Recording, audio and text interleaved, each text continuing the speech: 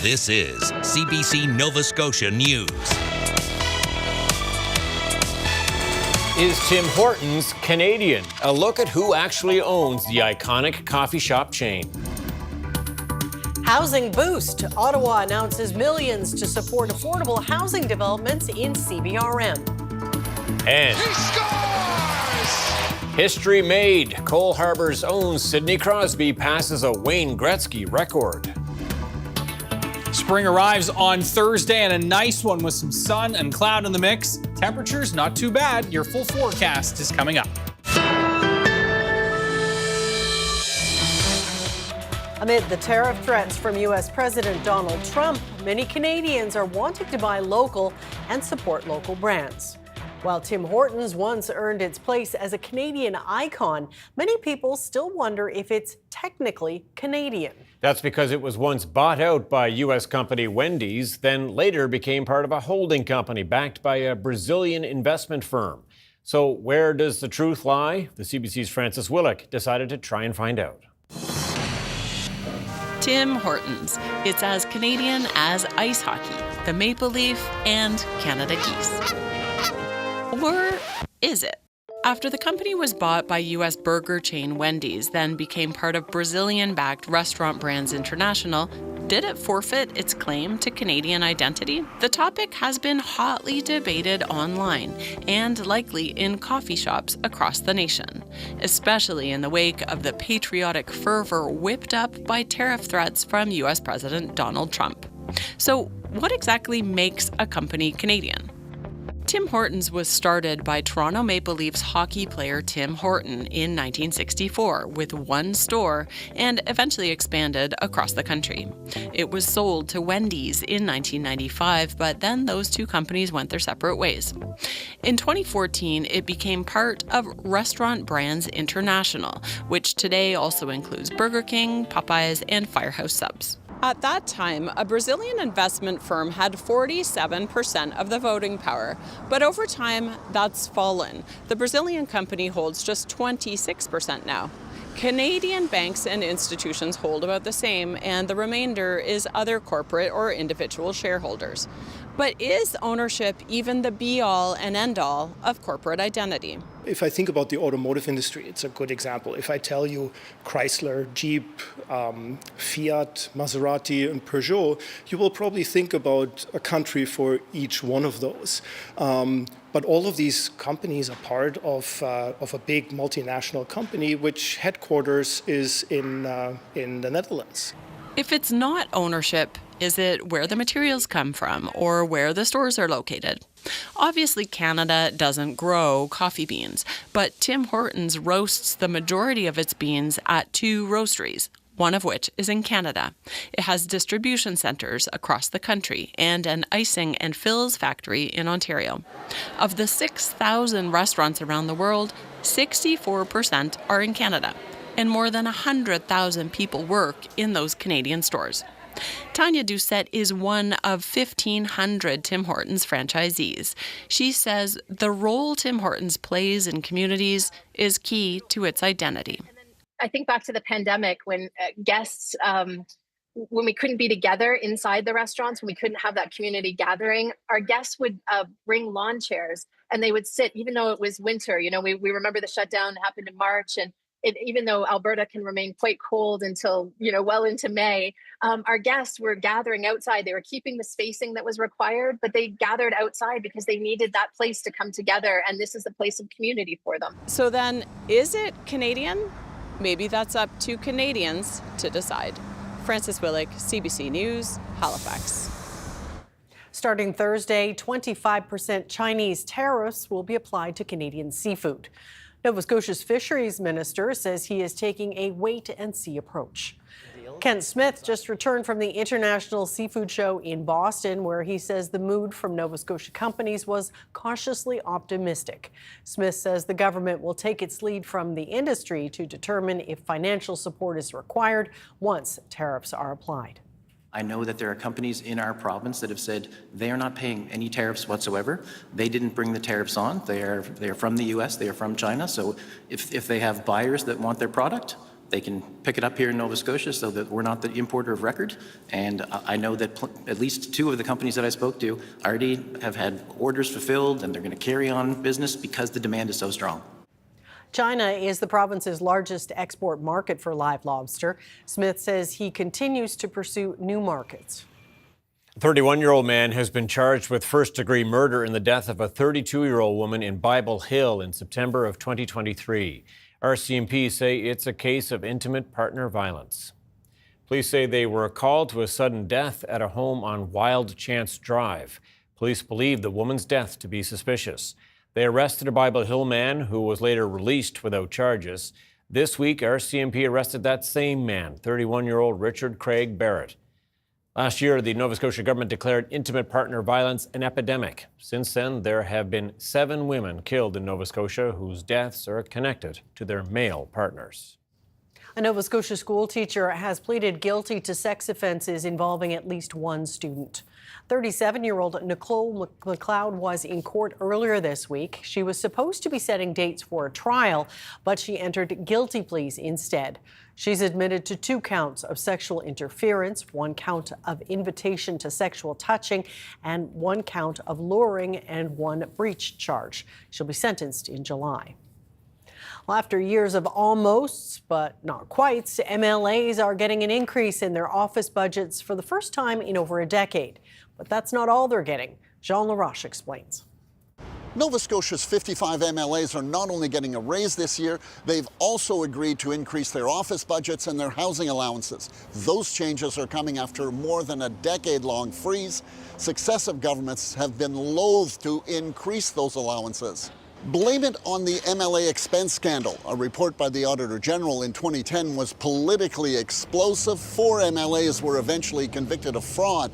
It made successive governments a bit skittish. The NDP, Liberals and PCs have all taken a turn at shying away from increasing MLA office budgets. And that's been a problem because inflation has been eating away at those budgets, but no one wanted to pay a political price for what might be seen as a self-serving move. 2 years into the pandemic, Premier Houston was saying, this is not the time to be adjusting the compensation of MLAs. But he's decided now is the time to give MLAs the money they need to properly run their offices, blowback or not. MLAs will get a $921 increase to their office budgets. That's roughly a 16 to 17% budget increase, depending on the constituency. Future increases will be automatic and tied to the cost of living. The 25 MLAs who live far enough away from Province House to qualify for a Halifax apartment will also see that allowance increase to $2,100 a month. MLAs can expense $1,500 now. Cabinet ministers get a $1,700 allowance. Many MLAs are paying over and above that, and it's coming out of their pockets, not ours. Those changes were all recommended by an independent review panel, the same one that came up with the salary increases for MLAs in February. Those go into effect May 2025. Unlike the expenses, future salary increases are not automatic. They'll go up when future governments decide they're ready to face the political fallout of what has been a politically tricky issue. Jean Laroche, CBC News, outside Province House. Areas along the Sackville River could soon be off limits to builders because of flood risks. Several homes and businesses in Bedford, Lower and Middle Sackville were destroyed when the Sackville River overflowed 2 years ago. Halifax's Regional Council is looking into new rules that prohibits or regulates development in those flood-prone areas. The municipality is basing the rules on new maps from the 2017 study that was updated last year and now take climate change into account. It's the first time the maps have been changed in decades. There will be a public hearing before the rules are passed.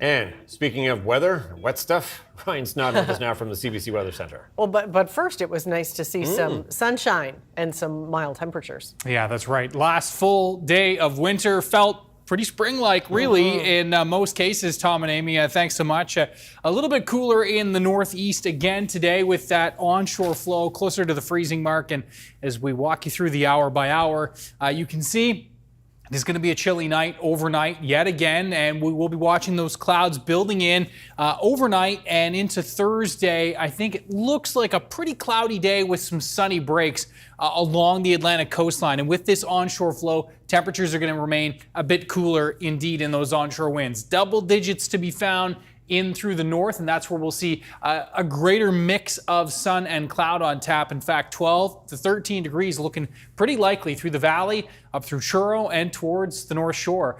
So a nice switch up from those cooler temperatures today in the northeast. Onshore winds, again, keeping temps into the single digits along the Atlantic coastline. And then some wet weather. We've got some drizzles, some showers on tap for Friday into Friday night with some periods of rain. This will clear as we work our way into the weekend. All the details coming up with your 7-day in a few minutes. All right. Stay tuned. Thanks, Ryan. Thank you, Ryan. Thank you. The federal government has announced millions in funding for Cape Breton University and its plan to convert the former Tartan Downs into student and community housing. CBC's Kyle Moore reports. Today's announcement brings us one step closer to making the Tartan Downs a reality. That was Cape Breton University President David Dingwall's reaction to $17.1 million in federal funding. A portion will be used for the installation of new water mains, sewer, and stormwater piping for a housing project on the grounds of a former racetrack in Sydney. Large-scale projects, and this is a mammoth one, takes time. But each time that we were faced with an obstacle on this project, we had the community's support. It's a project that was initially announced 5 years ago. Phase 1 will see 145 units built. Despite delays, Dingwall says work should begin in a couple of months. I don't think you'll see any houses this summer. You might see a few horses running around, but other than that, so it'll take a little while, but not very long. CBU has donated land from the Tartan Downs location for the development. That includes student and senior housing as well as affordable housing in the CBRM. All of it means the infrastructure needed to support people, to support community, to support the economy, and to make us a better, more vibrant municipality. The university received $5 million in provincial money back in 2022 and had hoped to start work earlier. Dingwall says students want to be closer to the downtown. It's 26 acres in the center of downtown Sydney, which has all of the amenities around it, from grocery to transportation. With the housing crisis, it's a project many feel is needed, but one that is still a while away from being completed. Kyle Moore, CBC News, Sydney. Halifax Regional Municipality has announced a new program to create more housing across the region by encouraging property owners to build secondary units. The Second Unit Incentive Program offers financial grants to help offset costs associated with building new second units. Eligible residents can receive up to $12,000 to help reduce building expenses related to water and wastewater. The program is available to owner-occupants of a one-unit dwelling who are up to date on property tax payments. With tourism season coming up, there is a question of whether or not the current trade war with the U.S. will impact visitor plans to come to Nova Scotia. The president of Fox Harbour Resort says that while he's unsure of the amount of U.S. traffic they will get, he expects to see about a 5% increase this season, with more people looking to travel domestically. We're hearing from our guests that they've canceled their bookings down to the States and decided to travel domestically. So that's very encouraging, and we're quite excited about that. Tourism Nova Scotia says they are launching a domestic marketing campaign to entice Canadians to visit the province. Well, the hockey records just keep piling up for Nova Scotia's Sidney Crosby. Yes, on Tuesday night, the Cole Harbour native picked up another big one. The rebound was batted wide. Here's Timmins, 18 seconds, steps in, fires, blocked. Rebound chopped by Crosby. He scores! Yeah, that goal pushed the Pittsburgh Penguins superstar past the great one in the record books. It was Crosby's 1,670th point, putting him at the top of the all-time list for points with a single franchise. Wayne Gretzky scored 1,669 points in 9 seasons with the Edmonton Oilers. Crosby is now in his 20th season with the Penguins.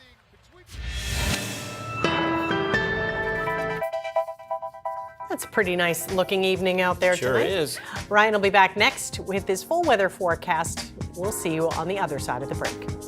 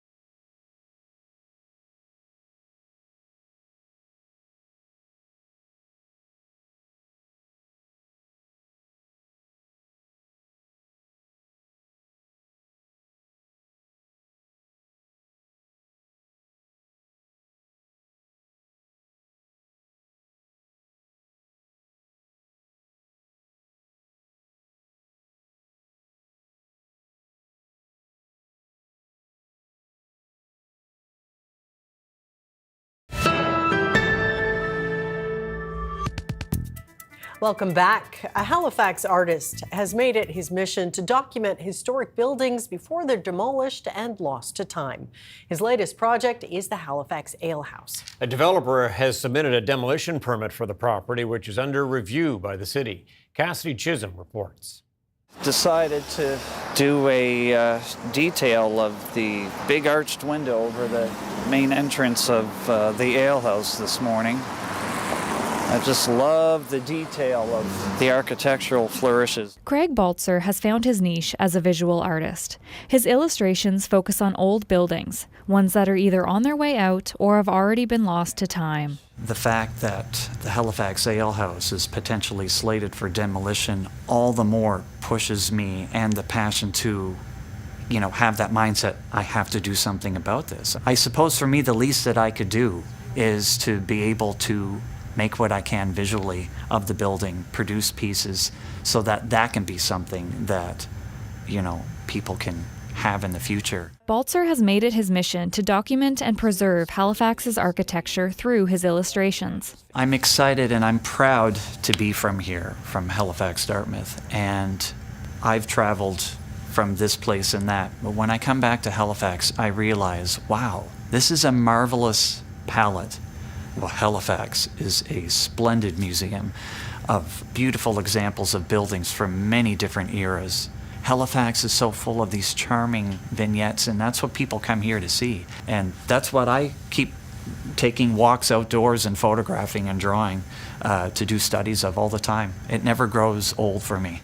The Halifax Ale House is right there. Now, it's a little bit dark in this photograph. Too bad we couldn't just, take our finger like we do in our phones and tweak it in, but we can't. Balzer says losing the Halifax Ale House would change how the city looks, and not in a positive way. To physically lose the Halifax Ale House, I mean, to say it's very sad is an understatement. Where it even sits in terms of the landscape and the other juxtaposing buildings that are similar design, it seems like that area of Halifax is balanced. If something could even be done to save the facade somehow. But again, I mean, as a visual artist, I have the opportunity to preserve it in my work. But I really do hope that it can be saved. Balzer says he wants his art to be a wake-up call, reminding people to take in the beauty of Halifax's architecture before it changes beyond recognition. I encourage those who live here in Halifax to look at the city of which they live in, the layers, the essence, the substance of the city, the history here, both negative and positive. But learn it.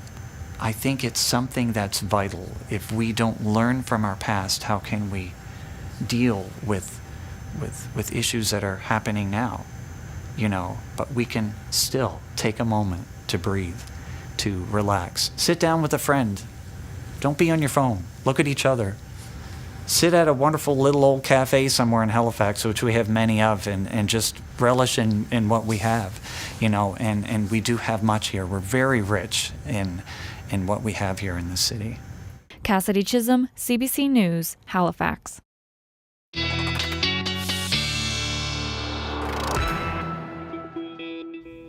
Ryan Snoddon with us now for the full weather forecast. I don't know about you, but been enjoying the sun. The sun's been lovely, but spring is going to sort of dampen the ground for the flowers, right? Yeah, that's right. All good news, right? We do need some wet weather, and but nice to have the first full day of spring to be a nice one, and that's what we will see for Thursday. Tom and Amy, thank you so much. And a little reminder, of course, with the equinox happening March 20th, that is Thursday morning at 6:01 a.m. And again, for all the kids at home, the equinox is when those sun's rays are directly over the equator. So no longer directly over the southern hemisphere, but instead right over the equator. And now, as we march towards the summer solstice, those direct rays are going to move to the northern hemisphere, and that will do all those good things for us, warm us up nicely as we move into the summer season. So yeah, who's not looking forward to that? High temperatures today. You can see we did struggle in the northeast today with that onshore northeast flow. Down into the southwest, some double digits. Halifax down through Shelburne, Yarmouth, Kedgie, our hotspot at 13 degrees. Not too bad through the western areas of the valley as well. Temperatures out there right now, still at 13 at Gedgem-Gugick, and we are looking at those temperatures near the freezing mark for Cape Breton and the North Shore. But the winds are shifting for Thursday. For that first day of spring, we are looking at that southeast flow. So we'll see those temperatures kind of shifting where we'll see our warmest spots. Have a look at the outlook here with this warmer air surging up into the Great Lakes. The first 20 degree of the season in through southern Ontario today. Toronto back down through London and Windsor. You can see that warm air surging up there. We've got temperatures looking pretty spring-like out west. Vancouver at 8 degrees, a little damp there. Minus 17 in Yellowknife. And our warmer spot, Brownsville, Texas at 29 on the North America side of things. Now, as we look at the outlook through tonight into tomorrow, and I think this model doing a pretty good job of showing where those clouds are going to increase through the morning hours here along the Atlantic coastline. So I think the clouds will be a bit dominant. Cape Breton back across the Atlantic coastline for Thursday with that onshore flow. Temps a little bit cooler. Where the sunshine pops out and away from that onshore flow, that's where we're going to see our mildest temperatures. Talking North Shore from Antigonish, Pictou, back up to Amherst, in through Cobequid Bay, and then down through the valley, including Yarmouth and even Shelburne. Those single digits, though, will be on tap right along that Atlantic coastline with that southeast flow. So 3, 4, 5 degrees Sidney, Richmond County, down to Guysborough County. In the Bredor Lakes area should be around 6, 7 degrees. And then our hot spot for Cape Breton will be from Port Hood up through Mabou to Cheticamp and Inverness. Those are going to be the warmest spots for Thursday, 8, 9 degrees. 10 degrees through Antigonish. And I think the best chances for double digits will most certainly be from Pictou County back through Truro and then into the valley, as you'll see in a moment. Metro, a tough call. Looks like right around 6 degrees on the peninsula, but just inland should get into the 8, 9 range, including Enfield and Lance and back towards Hants County. Double-digit potential here, and certainly into the valley with 12, 13 degree temperatures on the way. Same thing down through Caledonia, and as you can see for Yarmouth, also at 12 degrees. Now the winds, more of a southerly, straight up southerly direction on Friday. And I think even as early as Thursday evening, we're going to start to see the fog monster rolling in from south to north here. And by Friday morning, we're going to be looking at showers, drizzle, fog patches throughout the day in this very damp flow. And then what we're going to be watching is the frontal boundary to approach, accumulating snow on the backside of this front for northwestern New Brunswick. Not expecting that here in Nova Scotia, but we will see some showers and maybe a flake in the Cobequid Mountains on Saturday morning. Optimistic here that we're going to start to see some clearing into the afternoon and evening before the sun sets. Western areas especially, even eastern areas, may see a glimpse of the sun before it sets. And so we will see indeed that clearing from west to east on Saturday. Temperatures right around 6, 7 degrees. We'll be looking at Sunday's temperatures, quite variable I think, but mid-single digits overall. Showers and flurries on tap with a little bit of sunshine. Those flurry and shower chances isolated in nature. And wet weather on the way for Tuesday. Tom and Amy. It is spring in Nova Scotia. Sure is. Okay, thanks, Ryan. Thank you, Ryan. Coming up, some Ukrainians living in Nova Scotia after fleeing the war may need to find new homes again.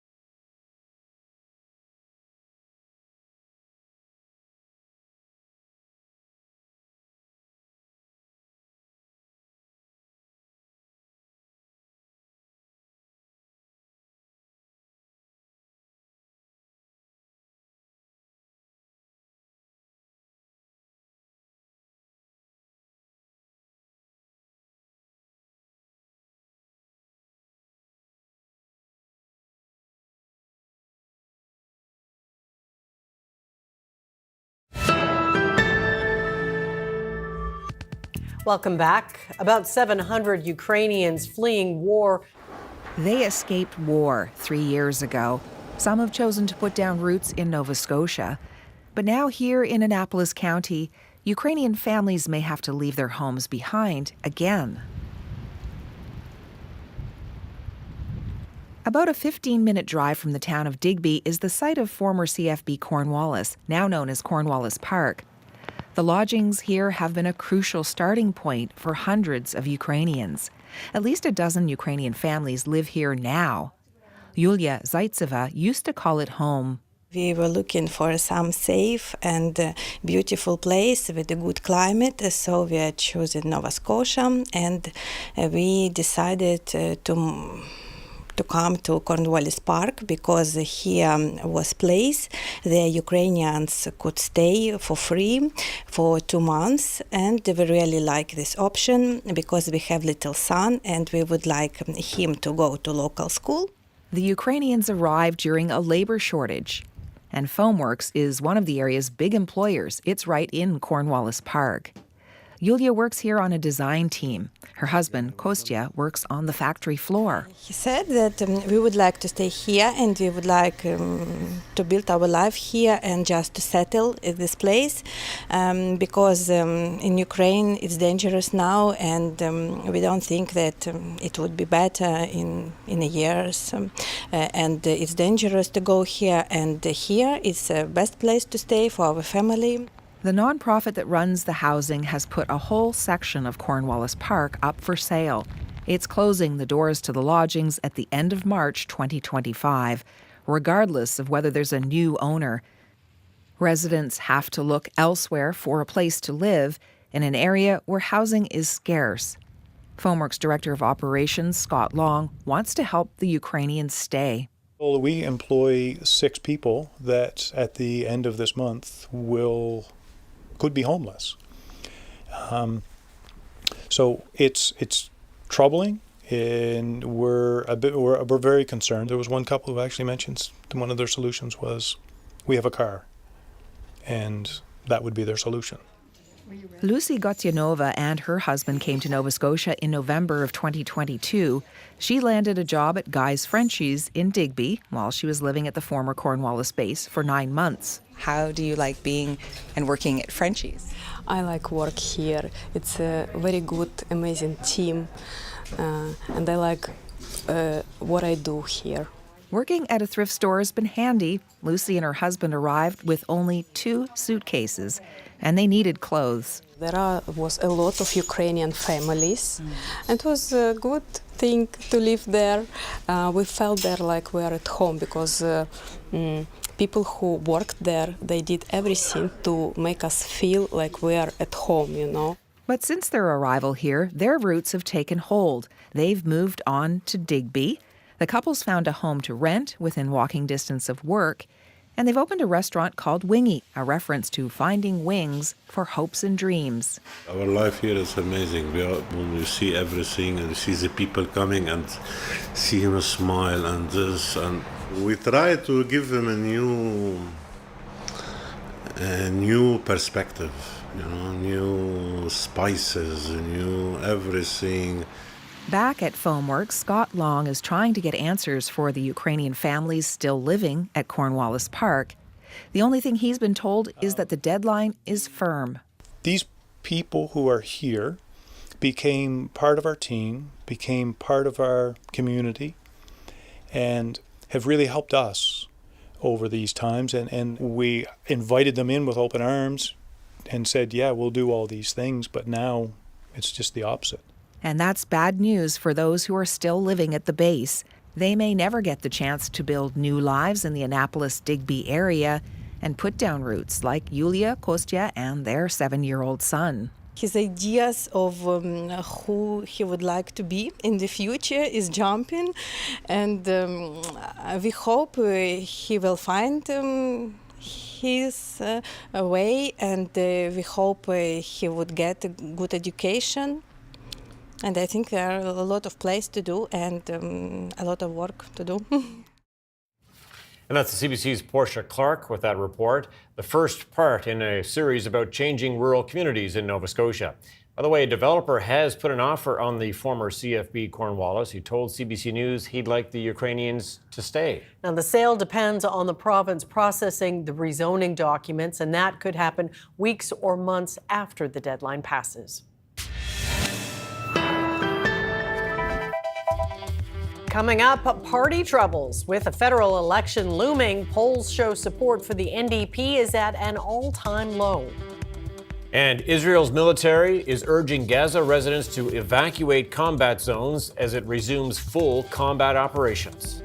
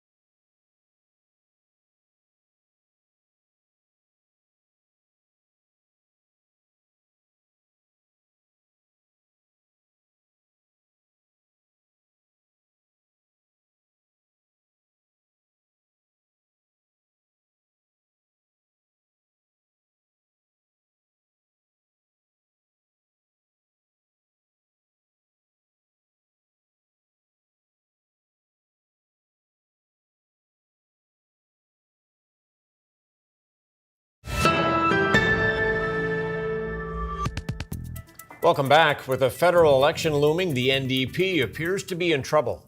Its support has plummeted, and it's at risk of losing official party status. Here's David Thurton with a look at the party's predicament.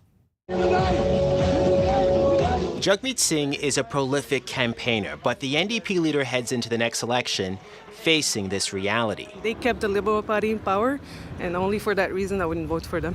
It seems like their messaging and their branding really just hasn't been on point. CBC's poll tracker, which aggregates public opinion polling, suggests a surge for the Liberals.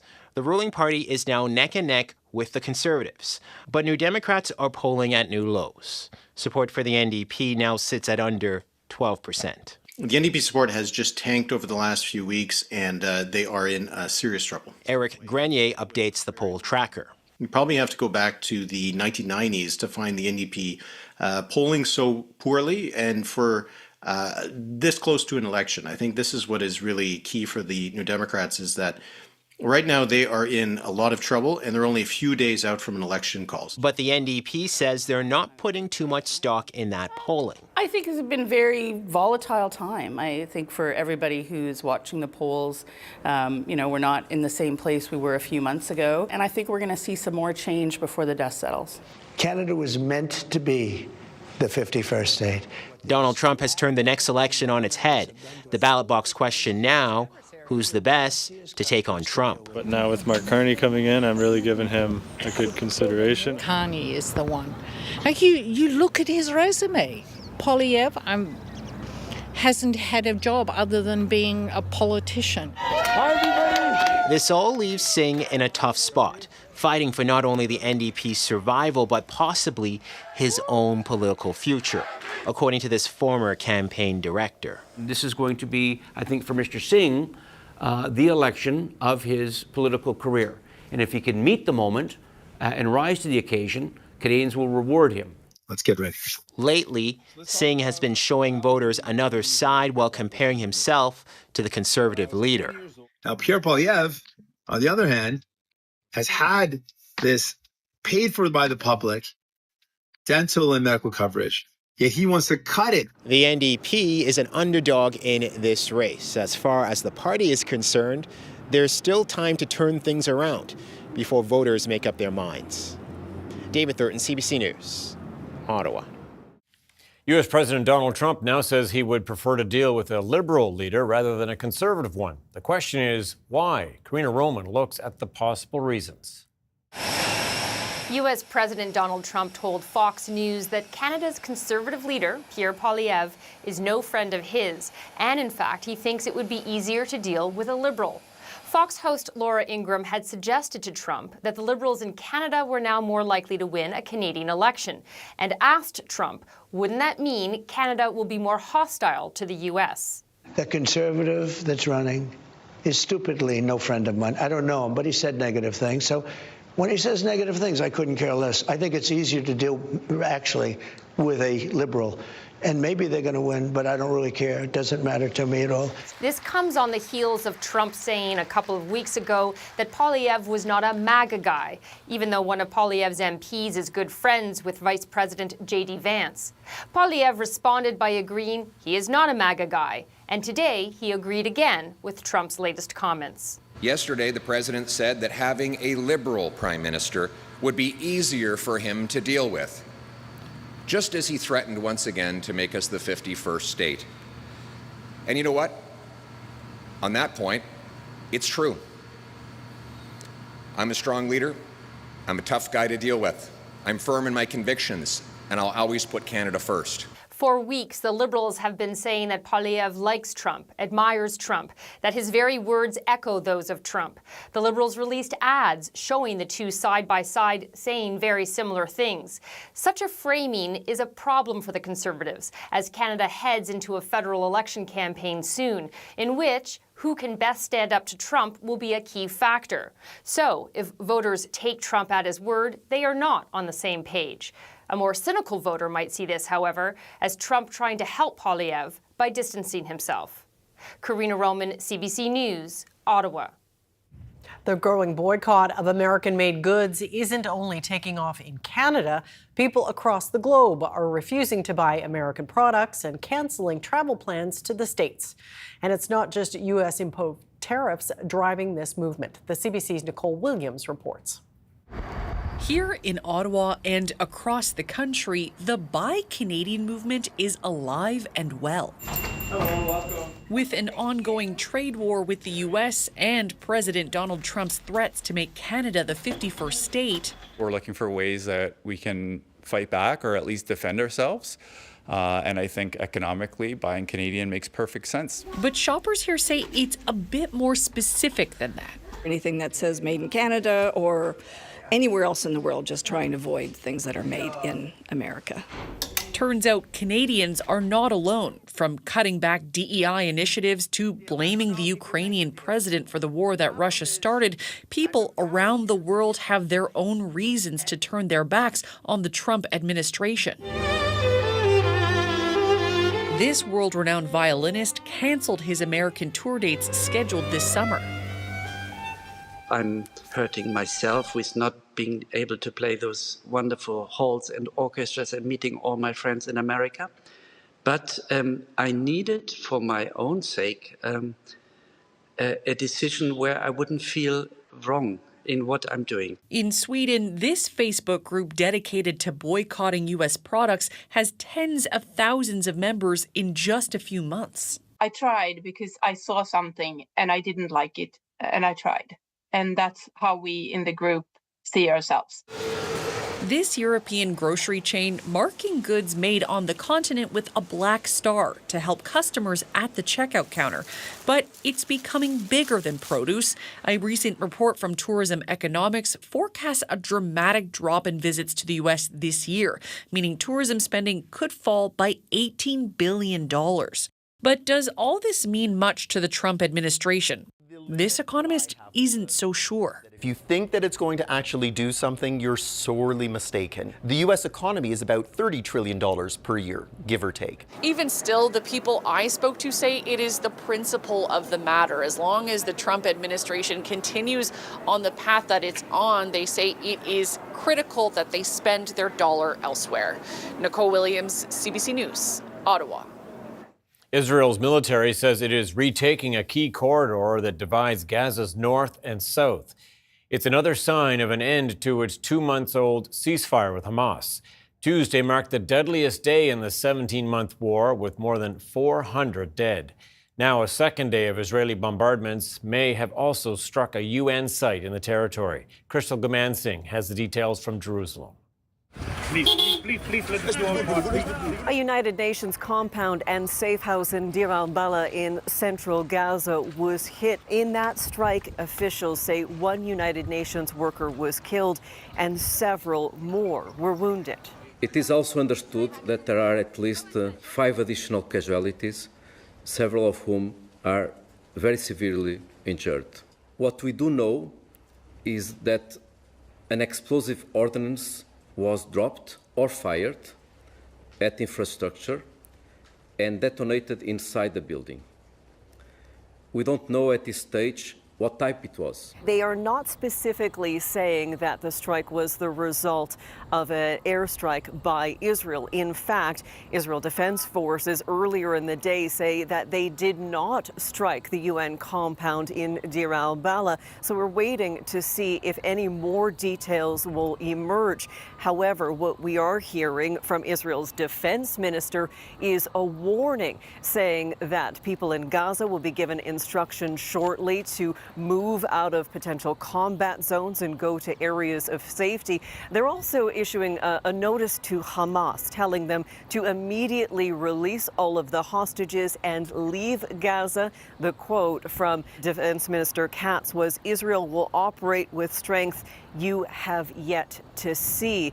So a situation that continues to unfold in Gaza as Israel's defense minister said they will not only continue with airstrikes but prepare for a ground operation if required. Crystal Gamansing, CBC News, Jerusalem. Police in Turkey have arrested Istanbul's popular mayor among several other prominent figures. Authorities say it's part of an investigation into alleged corruption and terror links. But critics say it's the Erdogan government cracking down on dissenting voices in the country. Chris Brown reports. The arrest of Istanbul's popular mayor sent supporters into the streets, triggering clashes with riot police and fueling fears about the country's further slide into authoritarianism. It's a coup, said this protester, a coup against democracy. As the twice-elected mayor of Istanbul, Ekrem İmamoğlu was perhaps the second most powerful figure in the country and the main political rival to President Tayyip Erdogan.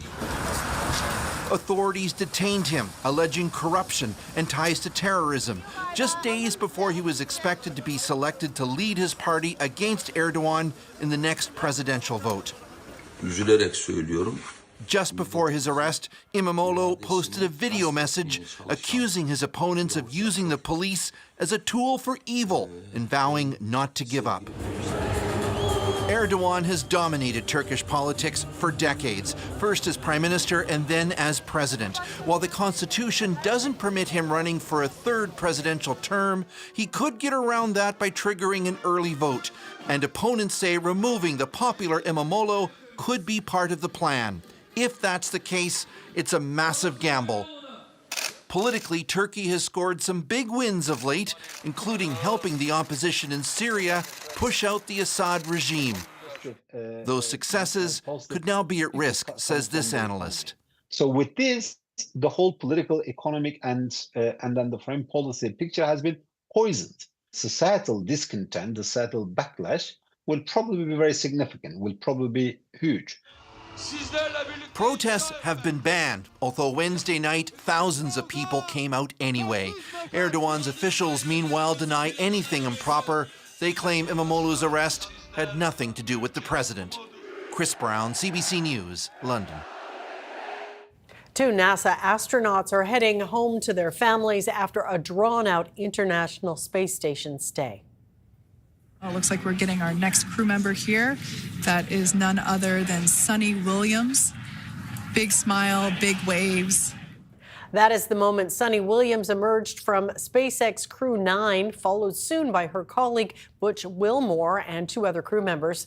They splashed down off the coast of Florida Tuesday night after spending 9 unplanned months in space. That was due to technical concerns with the Boeing Starliner spacecraft. NASA officials say Williams and Wilmore are doing well, but it will take some time to get used to gravity again. Broad-based strength lifted Canada's main stock index 1.5% today, while U.S. markets were also pretty good. Here's a look at where things closed as we head to break.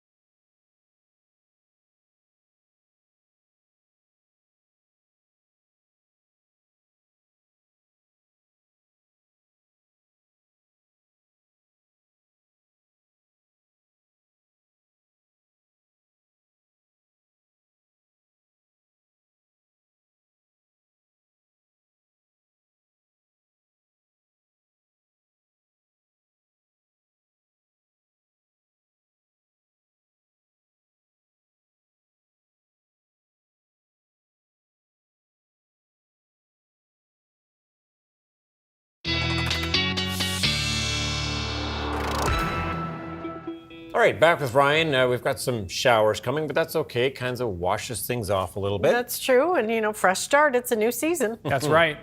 But thankfully, again, first day of spring, looking okay. We'll bring the showers in for Friday. We'll talk about all that in just a second. We've got to get to our viewer picture of the day. And there's a theme over the last few days, no question. The theme has been a springing theme, no doubt. And as we look at this Cow Bay picture, and if you look closely at Terry McLaughlin's photo, those little flowers there, those crocuses, filled with honeybees. And yes, the bees busy already.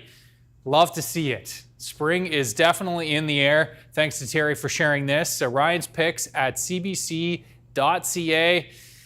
Love to see it indeed. As we look at the hour by hour, okay, so cool night tonight, no question, but we'll be looking at those clouds kind of building in along the Atlantic coastline through tomorrow morning. And for Thursday afternoon, it looks like kind of a mainly cloudy day along that Atlantic coastline. Temperatures cooler in those onshore winds, a mix of sun and cloud for northern areas of the province. And with that away from the onshore flow, number one. Number two, with more sunshine in the mix, those temperatures are more likely to pop into the double digits away from that onshore flow. And you can see 10, 12 degrees basically from Yarmouth up through Digby, the Valley, Cobequid Bay, Colchester, Cumberland, and along the Northumberland shore. And even Inverness could see some double digits there. Cheticamp down to Inverness for Thursday afternoon.